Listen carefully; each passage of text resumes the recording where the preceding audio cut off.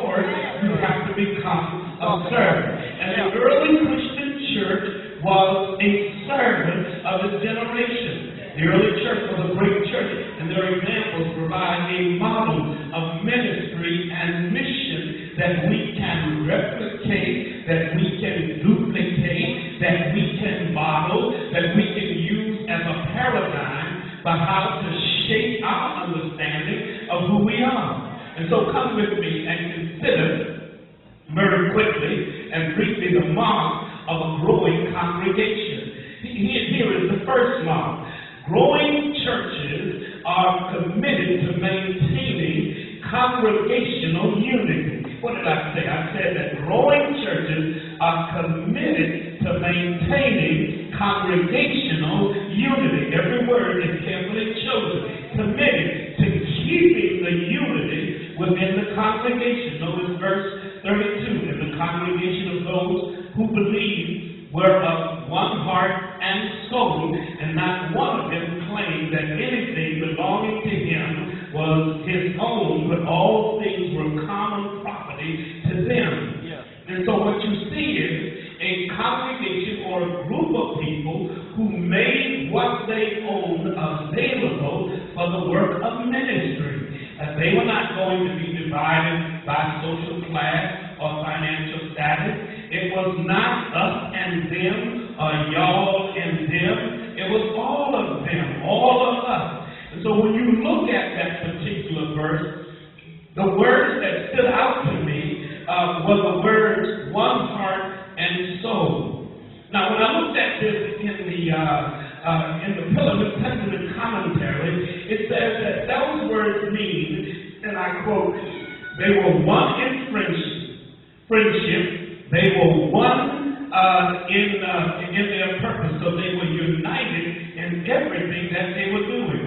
And so what the early Christian achieved was remarkable. It was remarkable because it went against the grain of the everyday Greco-Roman society. Right. Can I tell you what that was? The Greco-Roman society? Because one of the things I have to make sure is that everybody understands the terminology that I'm using. Greco refers to Greek. You remember that Alexander the Great incorporated Greek culture throughout the Mediterranean world. And Roman refers to the influence of Roman culture. So that when the Romans conquered and established the Roman Empire, everywhere they went, they instituted Roman laws.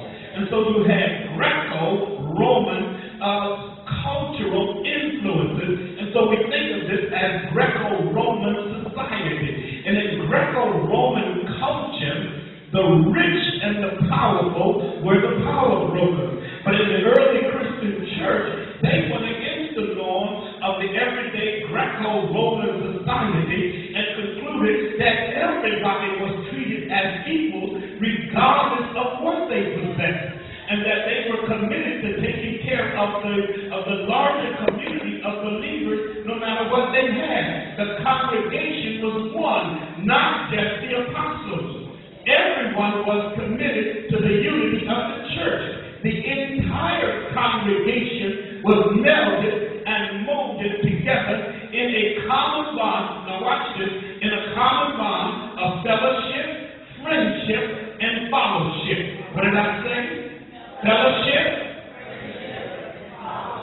All right, can I tell you what those mean, what they refer to? All right, fellowship refers to our commitment to working together. It comes from the Greek word koinonia.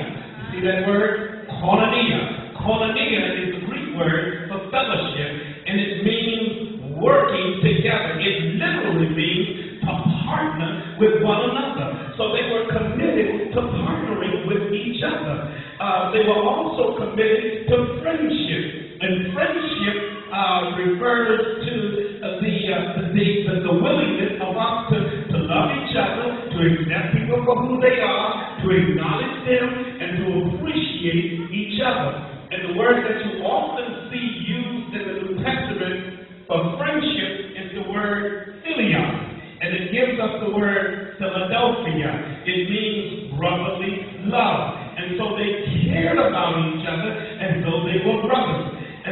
there's the word fellowship, which refers to their commitment to honoring and following leadership. So we refer to this as submission. All right, submission. Now, when you look at a congregation,